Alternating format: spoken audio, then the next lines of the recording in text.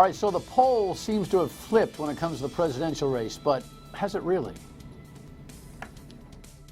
The Dan York State of Mind program is brought to you in part by Lookout Rhode Island and Takeo Comfort Solutions. Oh, my goodness, I'm so happy to have Joe Fleming on the set tonight. We always count on Joe for the real numbers when it comes to the local races here in Rhode Island. But he's got a lot of thoughts on what's happening in the national scene. And Noel Rubinton is back, my expert on all things political. He's got a good perspective, and he asks good questions. And he actually made a point to send to us today the Washington Post monkey survey, monkey, see monkey do poll out there, which has got everybody talking. So I'm going to forego the rundown on this Wednesday evening, if that's okay with you, and dig right into my experts, because they've got a lot to offer on the presidential race and what is going on here at home. In the meantime, why don't we just start with the latest on the battle between the two. Donald Trump wants to expand America's military, but he doesn't want to send soldiers to fight foreign wars. I believe in a foreign policy based on our national interests that focus on American security and regional stability. Trump and Hillary Clinton will both participate in a forum focused on veterans tonight. According to a new NBC News SurveyMonkey poll, Trump holds an almost 20-point lead over Clinton with military and veteran voters. But Clinton is more trusted with the use of nuclear weapons. He's very loose in his talk about nukes. He says he doesn't care if other countries get them. Doesn't know why they haven't been used already. Republicans continue questioning Clinton's use of a private email server while she was Secretary of State. Trump says the controversy is worse than Watergate. Our foreign enemies were in a position to hack our most sensitive national security secrets. Congressman Jason Chaffetz is also asking the U.S. Attorney in D.C. to find out why a computer specialist deleted Secretary Clinton's email archives in March after a congressional subpoena had been issued. The FBI resolved all of this. Their report answered all the questions. The findings included debunking his latest conspiracy theories. Wednesday morning, the State Department announced all but one of the 15,000 emails the FBI recently discovered had already been turned over. Yeah, this email thing just seems to be killing her. Just lingering, right, Joe? Death by 1,000 cuts. It's good to see you. Thanks for coming. My pleasure. Right, Noel? Definitely. I mean, this email thing is just killing her. It's just a big dark cloud over her head. But isn't it interesting that it seemed, if I was not mistaken, as I don't know, as late as 6-8 weeks ago, they were really kind of playing it like this thing will blow over, and it just isn't blowing over. No, the Clinton campaign wants us to blow over. This is what's keeping Donald Trump alive, I really believe. It keeps a question in people's mind about Hillary Clinton's trustworthiness. And that's a big problem that she has. And as long as they can keep the emails going, it's going to make it very difficult for Hillary Clinton. How does she put it to bed? I don't know how it is put to bed a bull. I don't think it is, because look how the FBI director blasted her. She's not, and there are more still to come. They're going to get more, going to get run out, not to mention what could get leaked out. So she's got to live with it. He's calmed down. She's still having this thing hovering, and the polls, almost like Pavlov's dog, have kind of reflected that thing, right? The national polls have reflected the national that. polls. No question about that. The race is very tight right now. It's never been a real blowout for Hillary Clinton. She got a bump after the primary, but that lead's been like 4 points, 5 points in most of the polls. One poll yesterday, CNN had her down by 2. I saw 2 others today that have her up by 2. They're all within the margin of error. Yeah, so yesterday we showed you that. Kev, can we put that up, just the CNN ORC poll, which I think had everybody all fired up. She's at 45-43 with Gary Johnson, Jill Stein bringing up the rear. Johnson just can't seem to get the traction to get to 15%, so he is not going to qualify for any debates. Which I think is unfortunate in some ways for an election that has such negativity for both candidates. They probably would like to see a fresh face on that set. I think there's no question. Both of them have, a majority of the voters have an unfavorable opinion of Donald Trump and unfavorable of Hillary Clinton. They don't like either one of them. So an alternative could have been a possibility for some voters, but he won't be in the debates. This election is really kind of fascinating, but I mean, talking about understatement. That was a fill-in on a missed train of thought, but that might. How about that for revelation? This is a fascinating election. Yesterday seemed to be an alarm bell, though, for the Clintons. That was my original thought, that holy cow, a major poll has now flipped it. Even if it's in the statistical margin of error, Right. It's flipped the other way. What do you think the response is going to be? All hands on deck, surrogates out on the field, go, go, go, President, Michelle, the whole crowd? Yeah, I think her strategy is pretty clear. She's going to just try to pound Trump and say how he's not qualified to be president, and she's going to bring out more and more people to do that. The question is, can she make it, as they're saying, a referendum on Trump, or is it going to be a referendum on Hillary? And if it's on her, it could be bad for her. If she can make it on him, it's going to be good for her. There's no question. I totally agree with you. I also think what she's doing is she spent the past 2 weeks raising money. She now has the money she needs to run this campaign right through November, and she's going to concentrate on those battleground states where she already has the lead. She now can use that money to solidify her base. And look at some of the Republican states that are normally red. Georgia is now in play. Texas, the lead isn't that big for Donald Trump at this point. So these are states where Trump's going to have to spend money and time, and it's going to help her in these other swing states. Remember, this is a 50-state election, not a national election Well, let's anymore. talk about that. By the way, Kev, toss up that headline from Dallas, right? The first time that the major Dallas newspaper has endorsed Hillary Clinton in a place which is so traditionally a red state. And reportedly, she has a 1-point lead, which there is incredible. Any thought on the editorial? I don't think editorials move people. They can help make people think, but they're not going to move them. I think the real question in a case like that, like Texas, is in the end, are people going to really go through with voting for Hillary, who are Republicans or in the center, or can Trump make himself presentable enough in the next 2 months that they're going to come back? More than likely, you're 100% correct. They'll go back to the natural voting pattern, which would be vote for Donald Trump, vote for the Republicans. But what it's going to do is cost Donald Trump time and money in Texas, a place like Georgia, which means he can't be in Ohio, Michigan, places where he needs to be. This note that you threw out there that she's been quiet in this August time period, loading up, right? Really loading up financially. Mm-hmm. Kind of like a pit stop, right? All right, the field comes back to you when you're going to get some gas. When you come back out, you're all fueled up and ready to go. Is that the long run view from the Clintons? I think that's what it is. I think they were gearing up for after Labor Day for the stretch. I think they raised the money they need. They're going to concentrate on about 12 swing states, places like Florida, Pennsylvania, Ohio, try to solidify those states. And some of those states, she has a 7 or 8 point lead already, which is a rather large lead for a swing state. She comes out of that convention with a bump that she needed, and maybe that is the breathing room she needed to be able to regroup in August, go quiet, and make some money. Well, she made the money, but I continue to think that Trump has the lead in terms of free media. He's gotten more attention in the news every than any 10 candidate minutes. who I can remember. And I don't think people have their stopwatches out on television. I think that he's getting more. There are more of his speeches, more of his statements. So she can raise hundreds of millions of dollars more, but I don't think he's going to lack for attention. He'll have the attention. The question is, what's he going to say? I think that's why a lot of the people are paying attention to Donald Trump, because they want to see if he's going to make another outrageous statement. I think that's also drawing people to his media. Let's talk about the data. Okay, we have some Washington Post headlines here, a 50-state electoral poll.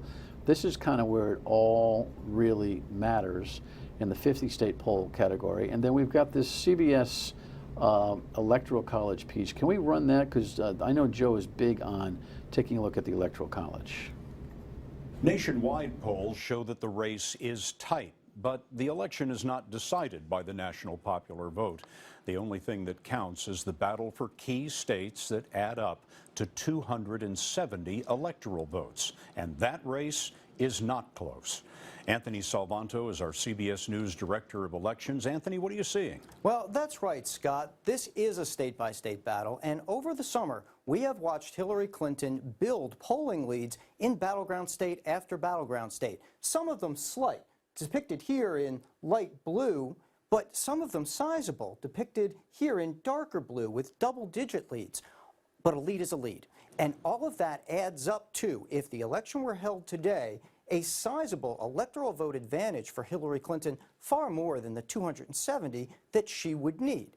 In fact, it's so large that if she were to, say, drop a state like Ohio or Florida and still win the other states in which she has a lead, she would still get elected. And there you have it. I think their map is a little bit kind to her. It is. right now, based on some of the data that is out there. But basically, I've seen a number of maps where they have over 200 electoral votes solidly in her corner at this point. So she's in a lot stronger position than he is. He has to win a lot of these swing states in order to be elected president. Doesn't mean he can't, because she is disliked a lot of times, and that gives him the opportunity. I think he has to come across as very presidential, especially in the 3 debates. That's going to be his key. If he comes across well in the debates, he could close the gap in those swing states. As a media guy who writes and covers this kind of stuff, any thought on this propensity for us to take a look at national polling data while the truth of the election hinders, I mean, it just kind of dwells in the Electoral College? I'm not so sure the general public really understands the mechanics of this race. Yeah, I mean, I think there is this fascination with what is the popular vote going to be nationally, and we forget that it's state by state, and we shouldn't forget, since we've had some incredibly close elections in recent years. And also there's an issue that to do it state by state is a lot more money, it's a lot more difficult to do, because a lot of states don't get polled very often. But I think that's something we have to remember. I think the question I have with the national picture, undoubtedly Trump is behind now in the electoral vote, but could he raise the tide? Yeah, So that's my question too. So Joe, what do you think? 45-43 leads. If it goes to 49-42 national poll, does that naturally flow that the Electoral College shifts? It will start to shift. If it goes to a 6-7 point lead, yes, I think you will see the shift, and some of these swing states will close down. Like Nevada's only a 2-point lead for Clinton, North Carolina 1%. So these will shift. Those states will definitely shift over if this tightens up and he expands the national lead. Right. The question is, though, I don't expect to see either one of them having more than a 4 or 5 point lead between now and November. Remember, Barack Obama only won 4 years ago by 4%. So it wasn't like you're winning these races by 10, 12% anymore. Yet Electoral College landslide. Right. Yeah, that's civics. Pay attention. All right, we'll get right back to some of that stuff and some of the strategies and the attack strategies in just a second. But first, let me just come over and tell you about what's happening at Cumberland Kitchen Bath Design Center. Look, if you're thinking about remodeling a bath or a kitchen, the key is that you want to have a person who's a go-to, a designer who will be responsible for all your licensed and insured contract work. And Cumberland Kitchen Bath Design Center has that kind of process. They did for me, on time and on budget. And if you want to get a confidence as to what the before and after photos look like and what yours might look like, head to cumberlandkitchen.com. Right back with the fellas. Stay with us. It's clear from the FBI report that Hillary Clinton lied about her handling of confidential information. She repeatedly told the country that she understood the classified system. Then she told the FBI she didn't understand that the letter C meant confidential or even classified in the documents she emailed. Now that's a more clear discussion this morning. Last night he said something to the fact that Hillary Clinton didn't know what classified and confidential meant. Well, she said she doesn't know what the C on the emails meant, and those are two very different things. That was a more clear description of her screw-up. She didn't get code. There isn't a Hillary supporter watching this show, listening to that, who doesn't say, please stop, please stop, please stop, because you're right, please stop, please stop. And that's what's really killing her, right? I mean, nobody can believe the Secretary of State, former U.S. Senator, First Lady, didn't understand how to code or read code on an email. No one believes it. It's clear to people that she cheated. You know, how bad it was, you can disagree, but nobody defends what she did. And agree. And that's what is bang, right? Oh, yeah. So you say that's what he's going to try to do. Help me understand the historical nature of this, because sometimes the halo effect is in place and all you remember is yesterday. How many previous presidential races have really been nothing but targeting the other candidates' foibles? I mean, if you ask people to run a list of the things that they know these candidates stand for, it would be very short. But what they're saying about each other, it would be more lengthy, correct? I agree. I think in most races, you're talking more about the issues, you're talking about where each candidate stands. This race is basically totally negative, and the reason is both of them have very high negatives. You're unqualified, no, you're unqualified, no, you're unqualified, no, you're unqualified. Well, I can prove you're unqualified, I can prove you're unqualified. More than and half that's the voters race. dislike each of them. So, I mean, they're going to just keep piling on. They do not want to let the other person start to build up their favorability. Do you remember a race that was even close to this in terms of almost the exclusive agenda was to pin it on the other? No. No. And here's the irony: is that Hillary Clinton is nothing but a policy wonk, and you don't hear She's got no anything policy. about her policies. Even if she has a million policy papers, but you don't hear anything about them because what you hear about is her slamming Donald Trump. Is there somebody inside, this is conjecture, of course, is there somebody inside the Clinton campaign who's arguing, Hillary, we got to talk about what we stand for, we got to talk about what we stand for, and then all of the thinkers around the table say, you know what, we start talking about what we stand for, we lose by 10. Right. Is that what happens? I believe a lot of it's based on the polling data they're getting. And the data says that you have to keep Donald Trump down. If you let Donald Trump get up and start to look presidential, you're in trouble. So the only way to win this race is to keep Donald Trump lower than you in the favorability numbers. It's kind of that people have learned a lesson too well of things like John Kerry and Swift boat. Right. That you let yourself get defined. So now that's all you're going to do.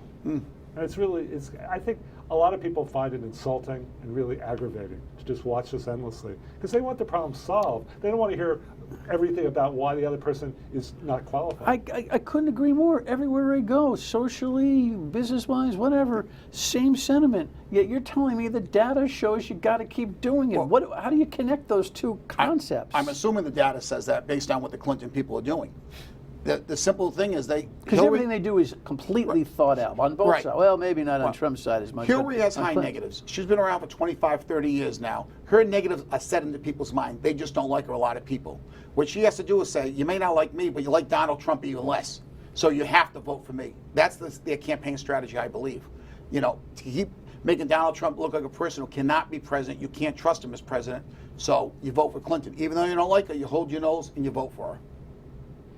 It's fascinating. By the way, I didn't ask you in the first segment. What is the SurveyMonkey's methodology? It's online, and they get much more play on the online basis. You, as the best-known pollster here in the state, have your own way of doing business. Yep. Good, bad, indifferent. I have never done online polling. I think they did 76,000 people nationwide over a long period of time, like 3 or 4 weeks. We usually do a poll within 3 or 4 days. And I tend to like that method a little bit better for the simple reason people's opinions change. As we say, Clinton had an 8-point lead after the convention. Here it is a little more than a month later. She's now down by 2 points. But on the online polling, if I understand it, SurveyMonkey, of course, is polling on all things: consumer behavior, blah blah blah, trends and lifestyle. And then they ask you, do you want to participate in a political conversation? So the person who's apt to say yes and go to that is kind of an activist voter. I would assume so, but at the same time, when they do that, active at least. What they have to do also, though, is make sure they have the right demographics to go with this. You can't skew it with all young people or skew it with all old people or all Democrats or independents. So they have to weigh each of the samples correctly. I'm not exactly sure how they do that with the internet. It's new. I think we'll get a better idea after this election how effective it is. I know in the past they have had some success with it. Listen, we're pretty polling-centric, aren't we? But have you ever seen a race again that has been so polling-centric as this one? I mean, Donald Trump has been talking about his polling data as kind of his primary presentation from day one, right? I use it as proof that I'm good because Right. I have good news in the polling. No, it's talking about everything except what they're really going to do. What a race. We'll be right back. Stay with us. And his continuing claim that he can't release his tax returns because he's under audit has been disproved repeatedly. And so the question really is, will he abide by the precedent that everyone else, Republican and Democrat alike, have fulfilled in providing that critical information to the American people? Okay, so she's like a dead woman walking on the emails, and the foundation is lurking. Clearly two problems. So now she wants to make his tax returns. People will answer, yes, I'd like to see the tax returns, but do they wake up in the morning worrying about his tax returns? No. No. They're not. I think that her stuff is more obvious than not releasing your tax returns. Her stuff is... Between the foundation and the emails, I think there's a bigger pox on her house. Completely. Her stuff's damaging. The income tax people say, well, it'd be nice to know, but I'm not going to vote for Donald Trump because of that. And then of course this percolating story that'll last another day or two, that he sent $25,000 through the Trump Foundation, to Florida, to the Attorney General for her political coffers, and 4 days later, a case against his Trump University derivative was let go. It doesn't seem like it's an actual quid pro quo, but he's already admitted that he's bought off politicians in the past. He probably, that was his old life, although even the payment actually took place inside this election cycle. Can that one stick? I don't think too bad, because again, I think he said, there's no congressional hearing about it. It doesn't have the legs and not like the emails. And the foundational concern that Americans have, which is about Benghazi, about American lives, about U.S. policy overseas, all those things. So she keeps. And then they won't let go. In typical Clinton fashion, they won't really say that they're going to shut down the foundation or they're going to step away from it. She's holding on. Well, if they shut down the foundation, it's an admittance that they were wrong place, wrong time with the whole thing anyway, right? Aren't they between a rock and a hard place? Would you shut the foundation down now in the last 2 months, or have Bill walk away from it? Wouldn't that indict them? Oh, I think if you were elected, to me that would be the. Well, that's the thing they have to do, and they should be promising that they're going to do that, right? But I don't think they can act on it now. No, I would think after the election if she wins. But again, with all these issues, it all comes down to a 30-second soundbite. Can you explain the issue in 30 seconds? And that's the emails you can at this point, because there's been so much about it. And the emails just will not go away from her. And I think all the way to November 8th, we're going to keep seeing the emails. And if she loses, I think it could be because of the emails. So statistically, electoral collegely, it looks like she ekes this thing out. Yet we've got 3 debates, and the big one coming up September 26th. The first one's always the big one. Impact? I think it's crucial for Donald Trump. He has to come across as presidential. With so many little undecided, reportedly? Yeah, because I think there's a lot of people who are voting for Clinton right now who might say, if he comes across presidential and they think he can do the job, they may switch over or switch from her to undecided to see what happens farther down the road with the second or third debate. But if he blows up at the debates and he goes into one of his rants, I think that's going to hurt him big time. But if he can stay calm and focused, I think he has a chance to really close the gap here. I agree. I mean, you have this sense about you that you actually are thinking that he's going to pull this thing off. I think it's possible. I don't think you could. He's one of 2 candidates, and he's got more appeal than you've seen from somebody totally outside the system. I don't think you could say never. I think that again, I go back to the debates. If he does well in the debates, there's a chance that he could possibly do this. Come back. When's it going to end? Final word when we come back. Stay with us. Thanks, guys. All right, listen, I don't usually do this, but Joe, if the election was held today, she wins. If the election were held today, yes. But the election's not being held today. No. Chances of him winning are? Again, if he does well in the debates, I think it increases his chances. Right now, she would still be the favorite. I'm with him.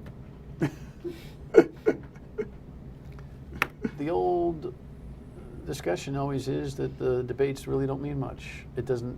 It's a whole different ballgame. This year it will, because both of them have such very high negatives. I think because of that, the debates are going to mean more. People want to see who they could feel comfortable with. The governor talked about the 610 connector today and used a sense of urgency. We'll talk about that on the radio tomorrow, of course, from 3 to 6, and right here on Dan York's State of Mind. But thank you so much for watching. Hang in there. There's only 60 some odd days left in this crazy thing.